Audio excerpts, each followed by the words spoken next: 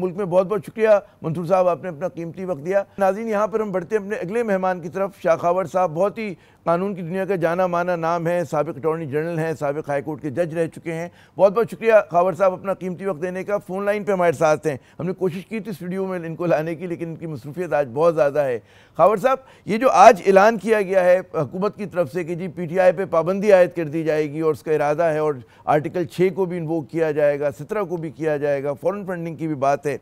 کتنا آسان ہے حکومت کے لیے کسی سیاسی جماعت پر پابندی عائد کرنا، یا کتنا مشکل ہے، کن مراحل سے گزرنا پڑے گا؟ دیکھیں عامر صاحب، بات یہ ہے کہ یہ ایک انتہائی جو ہے نا، جس کو کہہ رہے ہیں آپ ایکسٹریم جو ہے پوزیشن ہے، انتہائی قدم ہے جو کہ میرا خیال ہے اس کے بعد کچھ بھی نہیں ہوتا۔ اس میں کوئی شک نہیں ہے کہ آئین پاکستان میں اور الیکشن ایکٹ 2017 میں کسی بھی پولیٹیکل پارٹی کی جو ہے وہ ڈیزالو کرنا یا اس کو بین کرنے کی ایک پروویژن موجود ہے۔ جیسے کہ ابھی آئین پاکستان کی آرٹیکل 17 ہے، اس کے 2 کے تحت بالکل یہ اختیار فیڈرل گورنمنٹ کے پاس ہے کہ وہ کسی بھی پولیٹیکل پارٹی جس کے بارے میں ان کی انفارمیشن ہو کہ وہ ملک کی سالمیت اور اس کی اتحاد اور انٹیگریٹی کے اگینسٹ کام کر رہی ہے، تو وہ پھر ایک ڈیکلریشن ایشو کر سکتے ہیں کہ اس کو بین کیا جاتا ہے، لیکن اس کے 15 دن کے اندر انہوں نے اس کا ریفرنس سپریم کورٹ میں دینا ہے۔ تو وہ سپریم کورٹ جو ہے وہ انہوں نے جو حتمی فیصلہ انہوں نے کرنا ہے کہ کیا وہ ڈیکلریشن ٹھیک ہے یا نہیں ہے۔ اسی طرح پھر وہ جو الیکشن ایکٹ ہے اس میں اس کا پورا پروسیجر پرووائڈیڈ ہے، اس میں پھر ایک 2 چیزیں اور جو اضافہ ہے اس میں، وہ یہ ہے کہ جو فیڈرل گورنمنٹ ہے کسی پولیٹیکل پارٹی کے خلاف ریفرنس اگر بھیج دے کہ وہ فورن ایڈڈ پولیٹیکل پارٹی ہے، تو اس کی بنیاد پر بھی جو ہے وہ فیڈرل گورنمنٹ ان کو بین کرنے کا جو ہے وہ نوٹیفیکیشن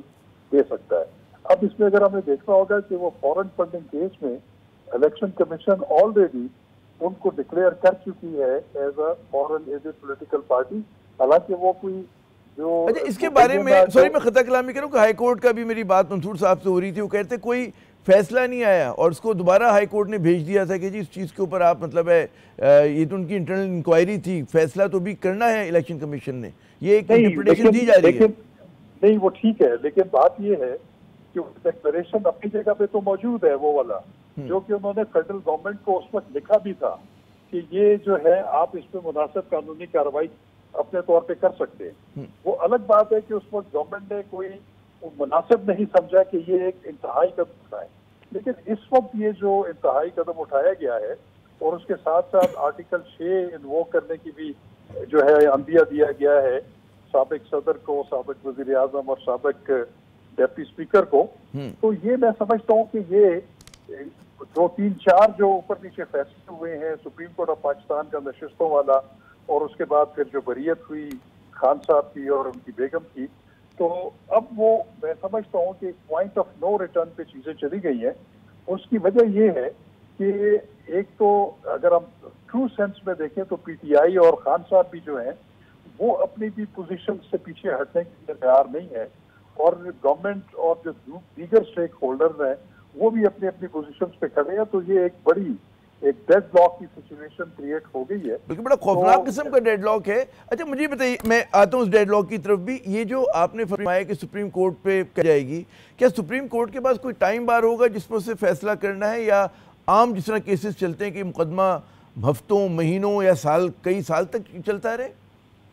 دیکھیں اس پہ میں آپ کو بتاؤں کہ ایک بات تو اٹل ہے کہ فیڈرل گورنمنٹ جس وقت یہ نوٹیفیکیشن ایشو کر دے گی، ٹیکنیکلی جو پی ٹی آئی ہے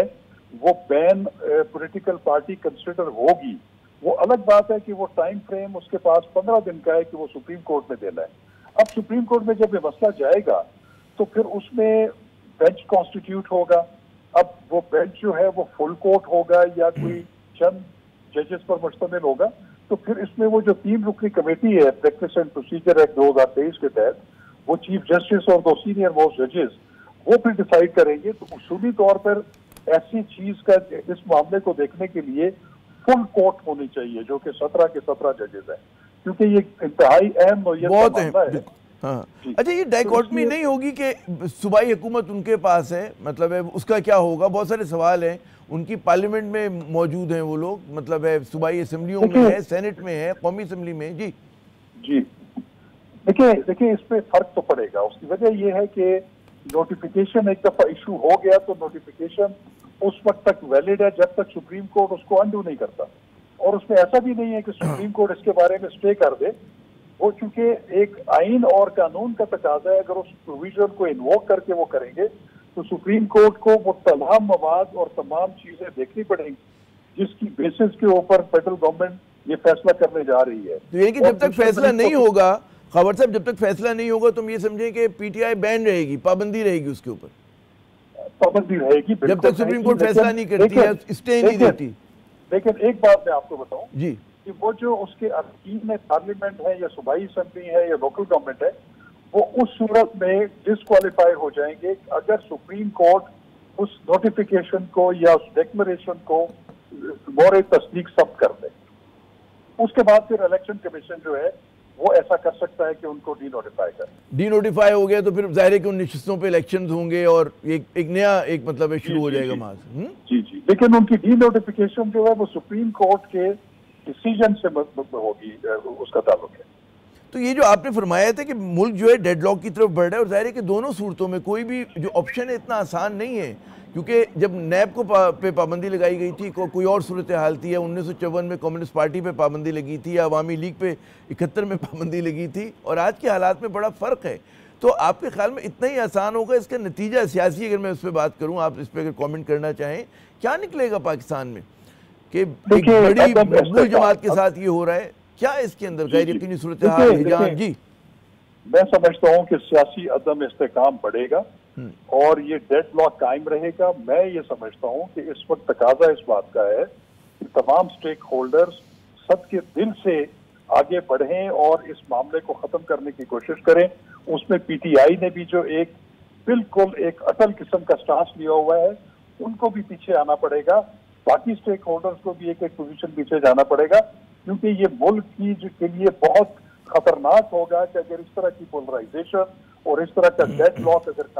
اگر جاری رہتا ہے تو یہ ملک کے لیے اور اس ملک کے عوام کے لیے بہتر رہے گی. بہت بہت شکریہ شاہ خاور صاحب.